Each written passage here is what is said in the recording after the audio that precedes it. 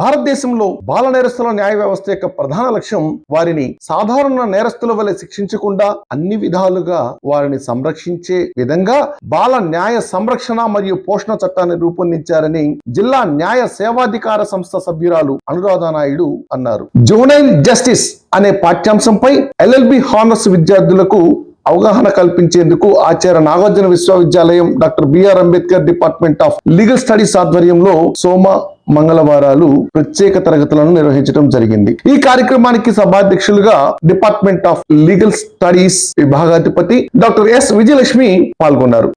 ఈ రోజు మనం జువెనైల్ జస్టిస్ యాక్ట్ గురించి మాట్లాడుకోవడం జరిగింది. పిల్లలందరితో ఇంటరాక్ట్ అవడం జరిగింది. అది కూడాను పిల్లలందరూ LLB హానర్స్ చేస్తూ ఉన్నారు ఆచార్య నాగార్జున న్యాయ విభాగంలో. ఈ జువెనైల్ జస్టిస్ యాక్ట్ ప్రత్యేకించి చిల్డ్రన్ అఫెండర్స్ ఎవరైతే బాల నేరస్తులు ఉన్నారో వారి గురించి మనం ఈ రోజు విస్తృతంగా దీని గురించి చట్టం గురించి తెలుసుకోవడం అనేది జరిగింది. జువెనైల్ జస్టిస్ యాక్ట్ 2015లో రావడం జరిగింది.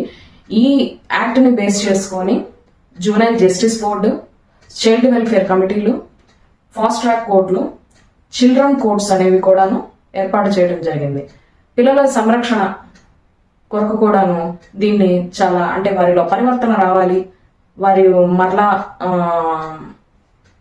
నార్మల్ స్టేట్ కి రావాలి, సమాజంలో బ్రతికేటప్పుడు వారి పరిస్థితులు, వాళ్ళ అవగాహన, తర్వాత అలాగే సొసైటీ కూడా వీరిని హేయంగా చూడకుండా సెన్సిటివ్ గా తీసుకునే విధంగా వారిని అకామిడేట్ చేయడం జరుగుతుంది. రీహాబిలిటేషన్, ఆఫ్టర్ కేర్ కూడా జరుగుతుంది. అండ్ ఏదైతే ఈ జువెనైల్ జస్టిస్ బోర్డ్ కానీ లేకపోతే CWC కమిటీస్ కానీ పోలీస్ డిపార్ట్మెంట్ వారు కానీ కోర్టు కానీ ఏవైతే ఉన్నాయో వీరి కేసెస్ ఏవైతే ఉన్నాయో అవన్నీ కూడా చాలా కాన్ఫిడెన్షియల్ గా డీల్ చేయడం జరుగుతుంది. అలాగే ఈ విద్యార్థి విభాగంలో, లా విద్యార్థి విభాగంలో ఈ పిల్లలందరూ కూడాను రేపు వారు ప్రాక్టికల్స్ కానీ లేకపోతే